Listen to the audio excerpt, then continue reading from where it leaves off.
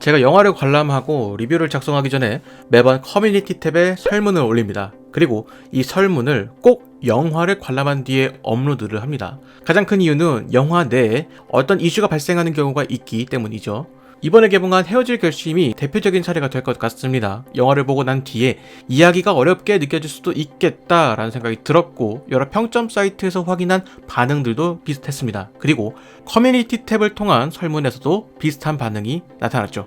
영화에 대한 저의 감상부터 먼저 말씀을 드리자면, 서서히 스며드는 독 같은 사랑이라는 한 줄 평을 하고 싶습니다. 저 개인적으로는 영화 초반부터 상당히 마음에 들었고 끝난 뒤에도 상당히 만족스러웠습니다. 아마 대체로 많은 관객분들이 영화 자체에는 만족스럽다라고 말씀을 하실 것 같습니다.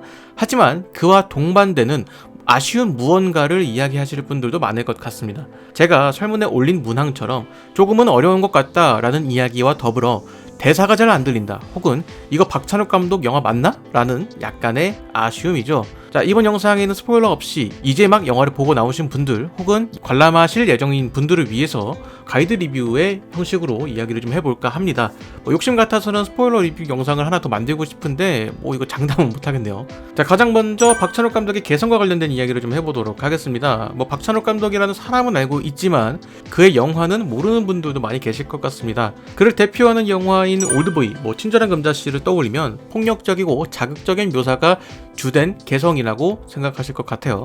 저 또한 그렇게 생각을 하고 있고요. 자, 이전에 개봉했던 아가씨를 생각을 해보면 저 개인적으로는 비교적 대중성을 가지고 있는 영화라고 생각을 했습니다. 물론 잔인한 묘사와 파격적인 노출 등의 기존 박찬욱 감독의 색이 분명하게 있지만, 이전 영화들에 비해서 이야기를 설명하는 것에 상당한 시간이 할애가 되어 있기 때문에 다른 영화에 비해서는 찜찜함이 덜한 영화라는 것이죠. 헤어질 결심은 영화의 주된 내용이 살인사건을 다루고 있지만 기존 박찬욱 감독의 영화 중에서는 가장 순한 맛인 것은 확실합니다. 어떻게 보면 박찬욱 감독이 가지고 있던 특징들이 사라졌다라고 이야기할 수도 있다는 것이죠.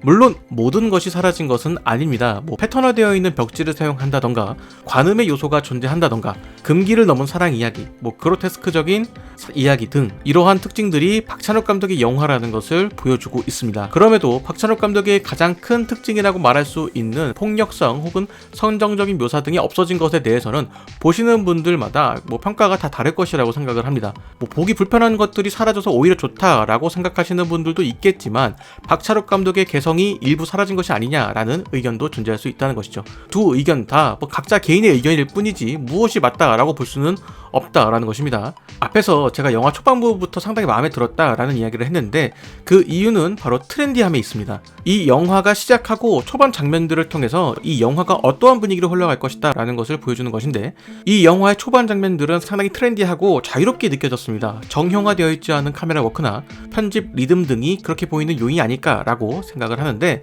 거기에 기존 박찬욱 감독의 영화에서는 찾아보기가 어려웠던 주민 줌아웃이 사용되기도 했습니다. 사실 이러한 특징들을 나열하다 보면 영화에 대해서 공부를 하셨거나 좋아하시는 분들은 자연스럽게 스릴러의 거장이라고 불리는 영화 감독 알프레도 히치콕이 생각이 날 겁니다. 박찬욱 감독이 영화 감독을 해야겠다라고 마음먹게 된 계기가 바로 알프레도 히치콕 감독의 영화 현기증을 보고 난 뒤였습니다. 그래서 해외 언론에서도 알프레도 히치콕 감독의 현기증을 보는 것 같다라는 의견이 있기도 합니다. 그도 그럴 것이 고소공포증, 다른 이의 아내를 염탐하고 그녀에게 사랑에 빠진다라는 것과 이후의 이야기까지 상당 부분 현기증과 유사한 스토리라인을 가지고 있습니다. 이런 모습들을 보다 보면 어쩌면 박찬욱 감독이 자신의 초심을 떠올리며 제작한 영화가 아닐까라는 생각이 들기도 합니다. 다음은 영화 속에 등장하는 청록색에 대한 이야기를 좀 해보도록 하겠습니다. 영화에서는 이 청록색이 중요하게 다뤄지고 있습니다. 그리고 이것이 영화의 스탠스를 보여주는 요소가 아닐까라는 생각이 듭니다. 같은 것을 보더라도 보는 사람에 따라서 다르게 해석될 수 있다라는 것이죠. 그리고 그 태도는 그 사람에 대한 애정에 따라 달라질 수 있다는 것인데, 바로 이것이 영화의 포인트라고 생각을 합니다. 그리고 이것이 많은 분들이 이 영화가 어렵게 느껴진다라고 말씀하시는 이유이기도 할 것이고요. 영화는 크게 두 가지 이야기가 있습니다. 혜준의 직업인 경찰의 시선에서 진행되는 여러 사건들의 연결성과 혜준의 주변 인물들에게서 벌어지는 여러 관계에 대한 이야기입니다. 여기서 주목해야 할 것은 혜준과 주변 인물들의 관계에 대한 이야기입니다. 그 중에서도 혜준과 설애의 이야기가 가장 중요한 포인트가 되겠죠. 자, 그러니 영화를 관람할 예정인 분들은 인물들의 관계에 집중하면서 보신다면 상당히 흥미롭게 느껴질 수 있을 것 같습니다. 단순히 두 주인공만의 이야기가 아니라 해준의 주변 인물들과의 관계까지도 말이죠. A라는 인물의 행동에서 서운함을 느낀 B라는 인물이 A가 애정을 가지고 있는 듯한 인물 C를 미워하는 듯한 그런 장면들이 있습니다. 이런 장면들이 영화 속 인물들의 관계가 사건의 변화를 만드는 지점이 된다라는 것을 보여주는 것이죠. 다음은 모호함에 대한 이야기입니다. 박찬욱 감독이 대표로 있는 영화사의 이름이 모호필름입니다. 그만큼 박찬욱 감독이 모호함에 진심이라는 것을 보여주는 것이다 라는 생각이 들 정도로 이 영화 또한 모호함에 대해서는 진심을 다하는 모습입니다. 가장 대표적인 것이 주인공인 설애가 외국인이라는 설정입니다. 저는 이 설정이 상당히 영리한 설정이라고 생각을 합니다. 영화의 초반 설애를 취조하는 장면을 보면 의사소통이 매끄럽지 못하다는 것을 느끼게 됩니다. 조금 어려운 용어는 쉽게 풀어내려고 하는 배려를 보이는 순간부터가 그 시작이죠. 자, 의사소통이 원활하지 못하니 두 사람의 소통에도 명확한 느낌이 없습니다. 즉 필연적으로 서로에게 조금 더 집중하게 되는 것이고, 소통의 과정에서 생기는 약간의 부족함이 오히려 갈증을 만들게 되고, 조금은 부자연스럽게 등장하는 단어들이 상대방에게는 오히려 신선하게 다가온다라는 것입니다. 마침내 라는 단어가 대표적인 것이라고 볼 수가 있겠죠. 조금 더 깊은 이야기를 한다고 하더라도 번역기를 거쳐서 대화를 해야만 소통이 된다라는 것입니다. 자, 개인적으로는 애초에 박찬욱 감독은 그녀의 대사가 100% 전달될 것이라고 생각하지 않았을 것 같습니다.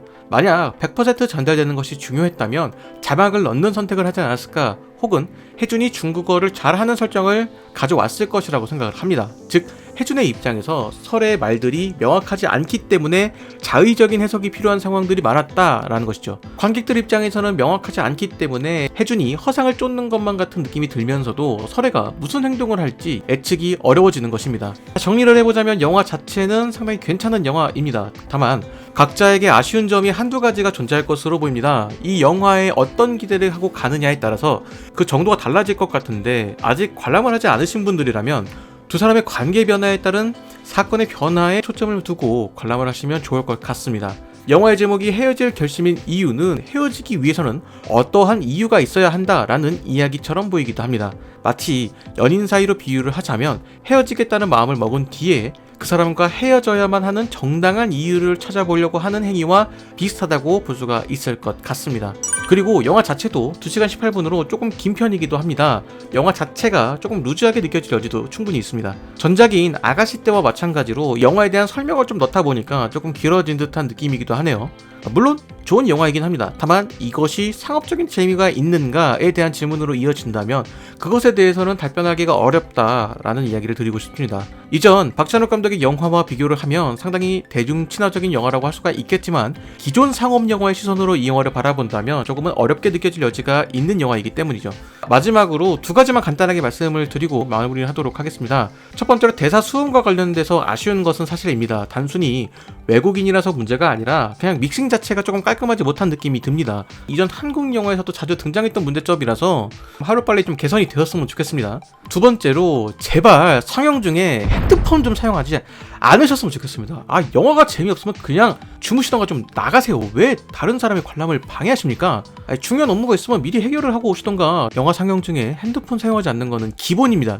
안 보일 거라고 생각하지 마세요. 생각보다 너무 잘 보여서 좀 미치겠습니다. 영화 보다가 무려 4명이 핸드폰을 번갈아 가면서 사용을 해가지고 아주 미치는 줄 알았습니다. 제발 부탁드리겠습니다.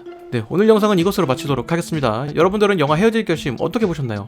댓글로 남겨주시면 감사하겠습니다. 저는 다른 이야기로 돌아오도록 하겠습니다.